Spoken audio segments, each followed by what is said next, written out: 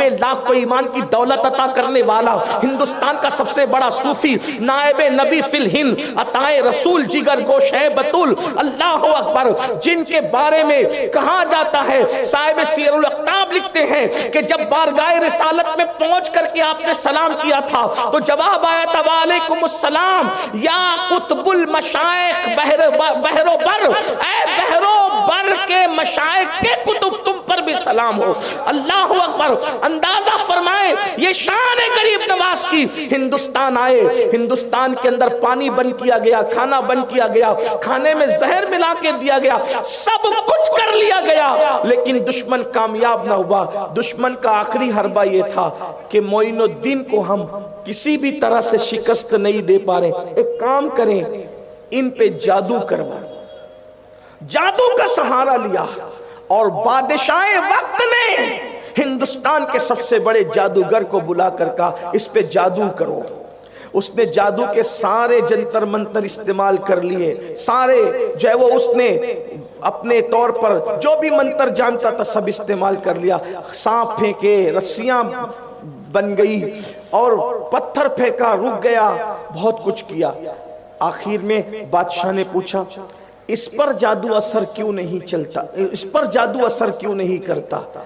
तो उस जादूगर ने बादशाह को कहा महाराज मुझसे बड़ा भी दुनिया में कोई जादूगर ढूंढ के लाए तो भी असर नहीं कर सकता। इसमें कौन सी खास बात है? कि इसकी खास बात यह है कि इसने अपनी पूरी जिंदगी में कभी किसी औरत पर पाप की नजर नहीं डाली।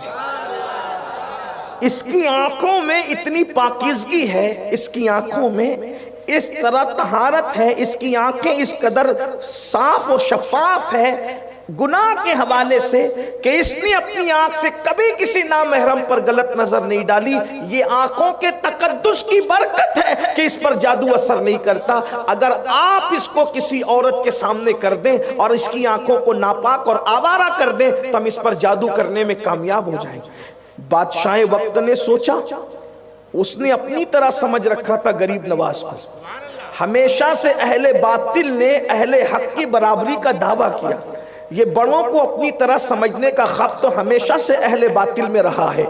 तो उसने अपनी तरह समझ रखा था कि मर्द तो मोम की तरह होता है, औरत आग की तरह होती है। अगर मोम आग के करीब जाएगा पिघल जाएगा और नहीं पिघलता कम से कम नर्म तो जरूर हो जाएगा। बस यही हुआ। उसने चंद लड़कियों को जमा किया और जमा करने के बाद कहा हिंदुस्तान में बैठा हुआ वतन से इतने दूर एक फकीर है और दरख्त के नीचे जिंदगी गुजार रहा है, जाओ जाकर अपनी खूबसूरती उसके सामने बेनकाब कर दो ताकि उसकी आंखें आवारा हो जाए। कहा जाता है, मनकूल है कि लड़कियां गई पाजेब बजाते हुए थक गई, थक कर वापस लौटी तो पूछा क्या हुआ? तो कहा पता नहीं, उसके सीने में दिल है या पत्थर है, वो तो हमें देखता ही नहीं, आंखें बंद करके खुदा जाने किसके तसव्वुर में बैठा हुआ है, वो हमारी तरफ नजर ही नहीं उठाता।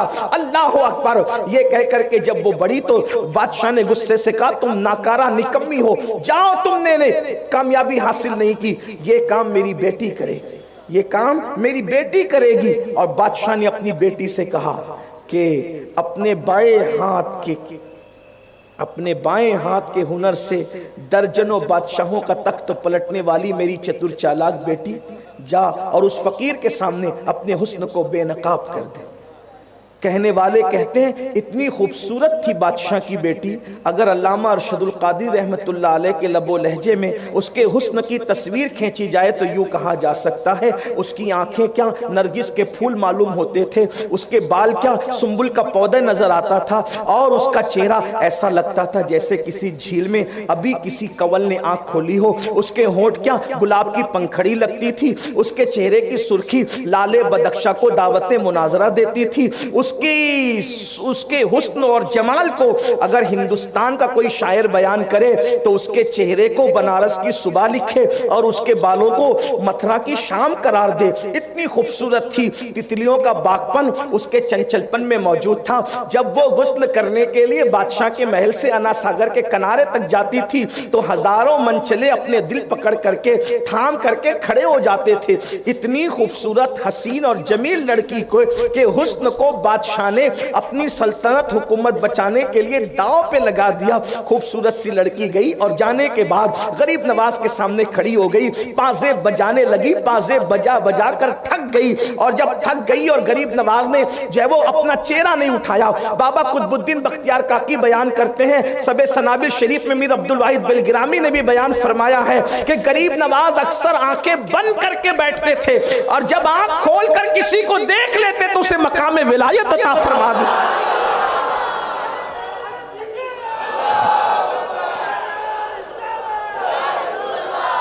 ان آنکھوں میں تاثیر کیا تھی کہ جس کو دیکھ لیا اس کو مقام ولایت عطا کر دیا. ایک جملہ یہاں پر میں مزید اضافہ کرنا چاہتا ہوں, جب غریب نواز کی نگاہوں کی تاثیر کا یہ عالم ہے کہ جس کو دیکھ لیتے ہیں مقام ولایت عطا کرتے ہیں, تو ان کے نانا جان محمد رسول اللہ کی نگاہوں کی تاثیر کا عالم کیا ہے.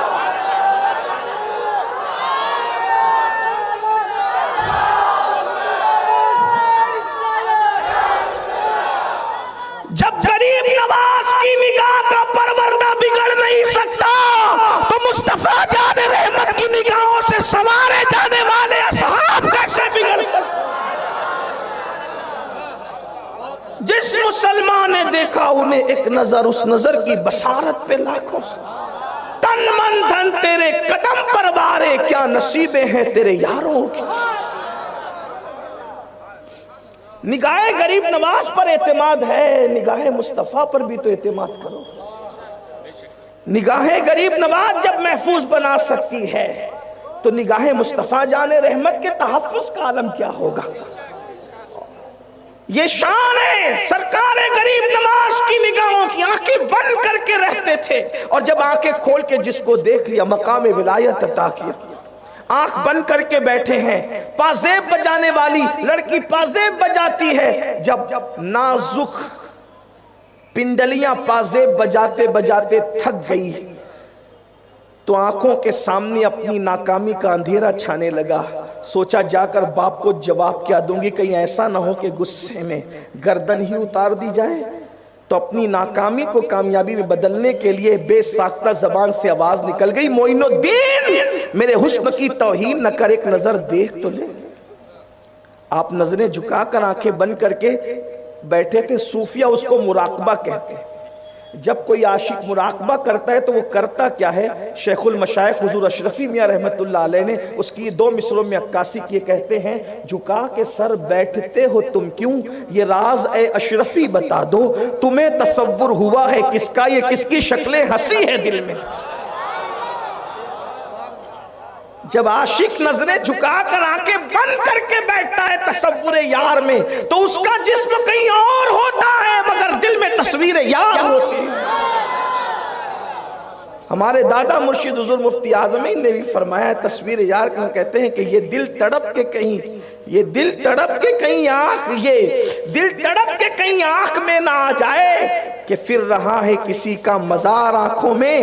اور کہتے ہیں اور بڑے مزے میں کہتے ہیں, کرم یہ مجھ پہ کیا ہے میرے تصور نے, کرم یہ مجھ پہ کیا ہے میرے تصور نے کہ آج کھینچ لی تصویر یار آ رہا, کہ آج کھینچ لی تصویر یار آنکھوں میں. اللہ اکبر. لیکن آنکھوں میں تصویر یار اسی کی کھنچتی ہے جس کی آنکھوں میں تقدس ہوتا ہے, جس کی آنکھوں میں پارسائی ہوتی ہے, جس کی آنکھوں میں حفاظت ہوتی ہے. لوگ کہتے ہیں ہم سے کوئی وظیفہ بتائیں حضور کا دیدار کریں. ہم نے کہا نگاہوں کے تقدس سے بڑھ کر بھی کوئی وظیفہ ہو سکتا ہے دیدار رسول کا, جو اپنی نگاہوں کو سب سے بند کر لے یار تو پھر اس کو ہر جگہ نظر آتا ہے. مٹ جائے یہ خودی تو وہ جلوہ کہاں نہیں. اللہ اکبر. بہرحال تو اس لڑکی نے کہا معین الدین میرے حسن کی توہین نہ کر, ایک نظر مجھے دیکھ تو صحیح. غریب نواز نے اپنے نانا کی سنت پر عمل کرتے ہوئے کہ جب رسول اللہ کے دربار میں حاتم طائی کی بیٹی کو بغیر چادر کے لایا گیا تھا, حضور نے اپنی چادر اس کے سر پہ ڈال کر پوری امت کو پیغام دیا تھا, بیٹی مسلمان کی ہو یا کافر کی ہو, بیٹی صرف بیٹی ہوتی ہے, بیٹی کا تقدس بیٹی کی طرح کیا جاتا ہے. غریب نواز نے اپنی چادر اس کی طرف بڑھاتے ہوئے فرمایا, بیٹی اسلام اس طرح کسی اجنبی مرد کے سامنے آنے کی اجازت نہیں دیتا, پہلے چادر اوڑھ لو پھر بات کریں گے. غریب نواز کی زبان سے بیٹی سن کے اس نے کہا آپ مجھے بیٹی کہہ رہے، میرا باپ تو یہ کہتا ہے کہ مسلمان جو ہے وہ زانی ہوتے ہیں، عورتوں کے لالچی ہوتے ہیں، اور یہ ہوتے ہیں اور یہ ہوتے ہیں، یہ ہوتے ہیں۔ لیکن دشمن کے لیے بھی کتنے خوبصورت جملے تھے، یہ نہیں کہا تیرا باپ جھوٹ کہتا ہے، فرمایا تیرا بابا غلط فہمی میں کہتا ہے، وہ جو کہہ رہا ہے وہ اسلام نہیں، میں جو کہہ رہا ہوں وہ اسلام ہے۔ اس لڑکی نے کہا اگر یہی اسلام ہے جو آپ کہہ رہے ہیں تو پھر مجھے بھی اس اسلام میں داخل کریں، کلمہ پڑھائیں اور اسلام میں داخل۔ اندازہ